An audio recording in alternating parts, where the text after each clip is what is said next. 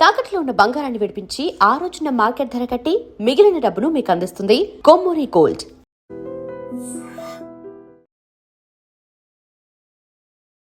శ్రీమాత్రే నమః. శ్రీ గురుభ్యో నమః.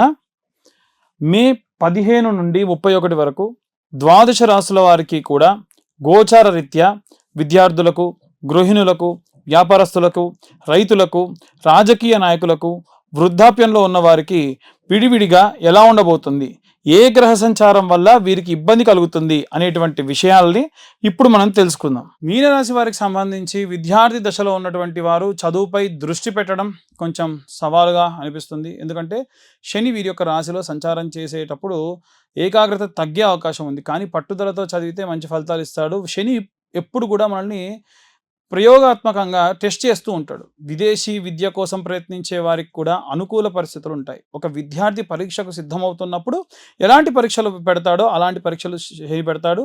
అవసరమైతే ఆలోచనలు కూడా మీరు ఇతరత్ర ఆలోచనల వైపు మళ్ళిస్తూ ఉంటాడు. మీరు దాన్ని సరిచేసుకొని మంచి చదువు పైన దృష్టి పెట్టండి. రోజు ఉదయాన్నే బ్రాహ్మీ ముహూర్తం, పిల్లలందరికీ చెప్తున్నా, బ్రాహ్మీ ముహూర్తంలో దక్షిణామూర్తి స్తోత్రం పఠనం చేయడం మంచిది. మేధస్సు పెరుగుతుంది. ఆయనని మేధా దక్షిణామూర్తి అని పిలుస్తారు. అందుకనే ఇలా చేస్తే విద్యార్థులకు మంచి విద్య లభిస్తుంది. ఏలిన నాటి శని ప్రభావం మిమ్మల్ని చెనకదు. అలాగే ఉద్యోగస్తులు ఎవరైతే ఉన్నారో పని ఒత్తిడి గణనీయంగా పెరుగుతుంది. అప్పగించిన బాధ్యతలు సకాలంలో పూర్తి చేయడానికి చాలా శ్రమిస్తూ ఉంటారు. ఆరోగ్యం సహకరించకపోయినా బాగా కష్టపడతారు. మీరు నిజాయితీగా పనిచేసి అధికారులు గుర్తిస్తారు. దూర ప్రాంతాలకు లేదా బదిలీలు ఉండవచ్చు. మీరు వద్దంటే కూడా వాటిని మళ్ళీ దగ్గరికి మార్చే అవకాశం కూడా ఉంది. మీరు చేసే పని మీకు సహాయపడుతుంది. కార్యాలయంలో మీపై పని భారం పెరిగినప్పటికీ సహనం కోల్పోకుండా ప్రశాంతంగా వ్యవహరించండి. అనవసరమైన ఆలోచనలు మైండ్లో పెట్టుకోకండి. శనివారం నాడు శివాలయంలో అభిషేకం చేయించడం లేదా నల్లని నువ్వుల నూనెతో స్వామివారికి, శివుడికి అభిషేకం చేయించడం, దీపారాధన చేయడం శుభప్రదం. వైవాహిక జీవితంలో భార్యాభర్తల మధ్య కొన్ని ఒడిదుడుకులు, ఎందుకంటే ఏలినాటి శనిలో భార్యాభర్తల మధ్యలో గొడవలు, చికాకులు రావచ్చు, వాదనలు పెరగవచ్చు. ఒక అభిప్రాయానికి మరొక అభిప్రాయానికి గౌరవించకుండా చాలా ఇబ్బందులు పడే అవకాశం ఉంది. ఆర్థిక విషయాల వల్ల మనస్పర్ధలు కూడా వచ్చే అవకాశం ఉంది. ఇంటి ఖర్చుల విషయంలో భార్యాభర్తల మధ్య భిన్నాభిప్రాయాలు రావచ్చు. వీరు చేసేటువంటి చర్యల ద్వారా పరిష్కరించుకోవడమే మేలు. అంటే అనవసరమైనటువంటి చర్యలకు వెళ్ళడం వల్ల దాన్ని కూర్చొని మాట్లాడుకోవడం మంచిది అనేటువంటి భావజాలంలోకి వస్తారు.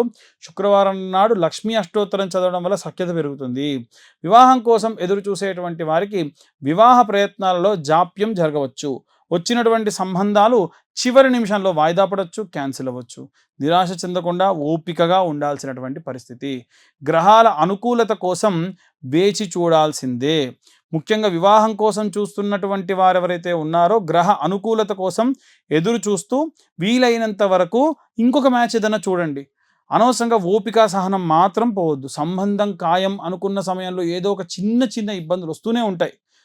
పెళ్ళంటేనే అలా, అందుకే ఇల్లు కట్టి చూడు, పెళ్లి చేసి చూడు అన్నారు. ఇలా ఆగిపోయే పరిస్థితి వచ్చినా సరే ధైర్యంగా ఉండాలి. గురువారం నాడు దత్తాత్రేయ స్వామిని లేదా మీ యొక్క గురుస్వరూపంగా భావించేటువంటి వారిని, దక్షిణామూర్తిని, బృహస్పతిని పూజించడం పట్ల ఆటంకాలు తొలగవచ్చు. రైతులకు సంబంధించి శ్రమకు తగ్గ ఫలితం ఉంటుంది, కానీ పెట్టుబడుల విషయంలో జాగ్రత్త వహించాలి. వాతావరణ మార్పుల వల్ల లేదా నీటి లభ్యత వల్ల కొన్ని ఇబ్బందులు ఎదురు కావచ్చు. అనుభవజ్ఞుల సలహాలు తీసుకోవడం మంచిది. పంట చేతికి వచ్చే సమయంలో అకాల వర్షాల వల్ల లేదా ఇతరత్ర కారణాల వల్ల, జంతువుల యొక్క ఇబ్బందుల వల్ల, పురుగుల వల్ల, చిన్న క్రిమికీటకాల వల్ల ఇబ్బందులు పడతారు. అప్రమత్తంగా ఉండాల్సినటువంటి పరిస్థితి. భూమి పూజ చేసి ఆంజనేయ స్వామికి అభిషేకం చేసి ఆ అభిషేకం చేసిన జలాన్ని తీసుకెళ్ళి మీ పొలంలో చల్లుకుంటే కూడా చాలా మంచిది. గృహిణులకు సంబంధించిన విషయానికి వస్తే శారీరక అలసట ఎక్కువ అవుతుంది. కుటుంబ బాధ్యతలు, ఆరోగ్యం పట్ల ఆందోళన చెందే అవకాశం ఉంది. ఆధ్యాత్మిక కార్యక్రమాల వైపు మనస్సు మల్లుతుంది. ఖర్చుల విషయంలో జాగ్రత్తగా ఉండాలి. అలాగే ఇంటి పనులు ఒత్తిడి వల్ల వెన్ను నొప్పి లేదా కీళ్ళ నొప్పులు వంటివి చిన్నపాటి ఆరోగ్య సమస్యలు వచ్చేటువంటి అవకాశం ఉంది.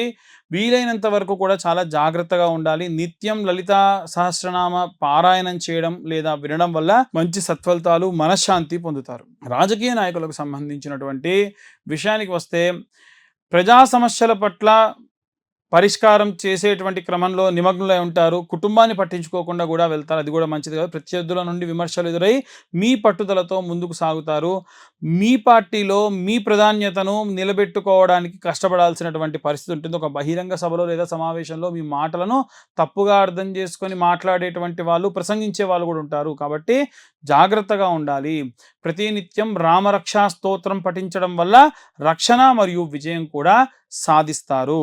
సినిమా, మాస్ మీడియా రంగాల్లో ఉండేటువంటి వాళ్ళు, కళాకారులు మిశ్రమ ఫలితాలు ఉంటాయి. కొత్త అవకాశాలు వచ్చినట్టే వచ్చి చేజారుతాయి. సాంకేతిక రంగంలో ఉన్నటువంటి వారికి మంచి గుర్తింపు లభిస్తూ ఉంటుంది. ఆర్థిక లావాదేవీల విషయంలో జాగ్రత్త అవసరం. ఇదే కాకుండా మీరు ఇంకేదైనా సరే పనులు చేసుకోవడం కూడా మంచిది. ఒక పెద్ద ప్రాజెక్ట్ చర్చల దశలో ఆగిపోవచ్చు, కానీ మరో కొత్త అవకాశం కూడా తలుపు తట్టవచ్చు. కాబట్టి నిరాశ పడకూడదు. అలా అని చెప్పి నాకు వచ్చేసింది అనేటువంటి ఆనందం కూడా ఉండొద్దు. కనకదార స్తోత్రం పఠించడం ఆర్థిక వృద్ధి తోడవుతుంది. వృద్ధులకు సంబంధించిన విషయానికి వస్తే ఏమాత్రం అశ్రద్ధ వహించకూడదు ఆరోగ్యం పట్ల. ముఖ్యంగా కాళ్ళు, కీళ్ళ నొప్పులు, ఉదర సంబంధిత సమస్యలు, పొట్ట సంబంధితమైనటువంటి జాగ్రత్తలు తీసుకోవాలి. ఈ సమస్యలన్నిటికి సంబంధించి చాలా జాగ్రత్తగా ఉండాలి. ఆధ్యాత్మిక యాత్రలు చేసే అవకాశం ఉంది. గతంలో ఉన్నటువంటి ఆరోగ్య సమస్యలు మళ్ళీ తిరగబెట్టేటువంటి అవకాశం ఉంది. క్రమం తప్పకుండా వైద్య పరీక్షలు చేయించుకోవడం అవసరం. ప్రతిరోజు కూడా శని సంభావిత లేదా విష్ణు వెంకటేశ్వర స్వామి సంభావితమైనటువంటి సహస్రనామ పారాయణాలు, విష్ణు సహస్రనామ పారాయణం చేయడం మనసు ప్రశాంతంగా ఉంచుతుంది. ఇక ఉన్న ప్రతికూల పరిస్థితుల నుండి బయటపడాలంటే ఎలాంటి రెమెడీస్ తీసుకోవాలి, ఏ మంత్రం చదవాలనే విషయాన్ని ఇప్పుడు మనం తెలుసుకుందాం. ఇప్పటి వరకు ఈ రాశి వారికి సంబంధించి ఉన్నటువంటి ప్రతికూల పరిస్థితులు, అనుకూల పరిస్థితులు చెప్పుకున్నాం. మరి ఏ రెమెడీస్ చేయాలి, విద్యార్థులు ఏం చేయాలి, గృహిణులు ఏం చేయాలి, ఇలా మనం ఒక్కొక్కల గురించి మాట్లాడదాం. విద్యార్థులు ముఖ్యంగా చేయాల్సిన పని ఏంటంటే రోజు బ్రహ్మీ ముహూర్తంలో లేండి. వీలైతే మీద దక్షిణామూర్తి స్తోత్రం ఒకరోజు, గణపతి స్తోత్రం ఒకరోజు, లేదా వీలైతే హయగ్రీవుడి యొక్క స్తోత్రం ఇలా 11 సార్లు చదవండి. మీరు ఉదయాన్నే గణపతి దగ్గర గరక తెచ్చి పెట్టుకోండి. బుధవారం కానీ లేకుంటే ఇంకే రోజులో అయినా సరే, ప్రతిరోజు చేసినా మంచిదే.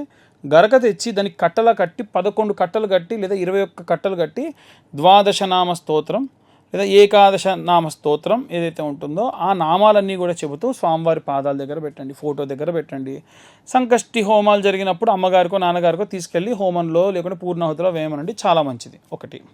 రెండోది, ఉద్యోగస్తులు ఎవరైతే ఉన్నారో ఉద్యోగస్తులు వీలైతే శనగల దండని దత్తాత్రేయ స్వామి దేవాలయంలో కానీ దక్షిణామూర్తి దేవాలయాల్లో ఆయన మెడలో వేయించండి. అది కూడా గురువారం నాడు మంచి గురుబలం పెరుగుతుంది. ఉద్యోగస్తులకు కావాల్సింది అదే. వివాహం కోసం ఎదురు చూస్తున్న వాళ్ళు కూడా ఇదే చేయాలి. వీలైతే మీ అమ్మా నాన్నతో చేయించండి. వివాహం కోసం ఎదురు చూస్తున్న వాళ్ళు గురువారం రోజు ఉదయం 7:20 నానబెట్టిన శనగలతో కూర్చున్నటువంటి శనగల దండని.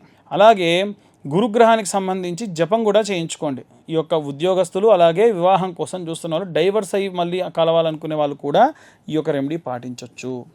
అలాగే ఎవరైతే గృహిణులు ఉంటారో వారు నిత్యము కూడా శ్రీమాత్రే నమః అన్న పారాయణం చేయడము, గడపకు పసుపు పెట్టడం, రోజు స్నానం చేయకుండా ముందు స్నానం చేయకండి. మీరు స్నానం చేసిన తర్వాతకే ఊడవడం కూడా చేయాలి. స్నానం చేయకుండా చీపురు పడితే కూడా జ్యేష్ఠాదేవికి నచ్చదు. ఏదో రకమైన నష్టము, లాస్ అనేది జరుగుతుంది. సింపుల్ పని కదా. లేవగానే కాలకృత్యాలు తీర్చుకొని స్నానం చేసిన తర్వాతకే ఇల్లు ఊడవండి, లేకుంటే అస్సలు మంచిది కాదు. మళ్ళీ చాలాసార్లు చెప్పాను, ఇప్పుడు చెప్తున్నాను.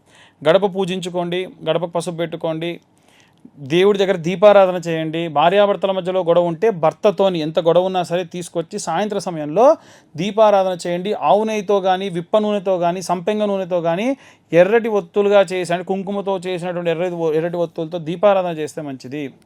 అలాగే వ్యాపారస్తులు బుధవారం రోజు ఆవుకు గడ్డి, పచ్చి గడ్డి కనుక నైవేద్యంగా సమర్పించడం, అరటిపళ్ళు పెట్టడం, దాని ఆరోగ్యానికి సంబంధించిన వ్యాక్సిన్ వేయించడం కూడా చేస్తే ఉన్నత వ్యాపారాభివృద్ధి కలుగుతుంది.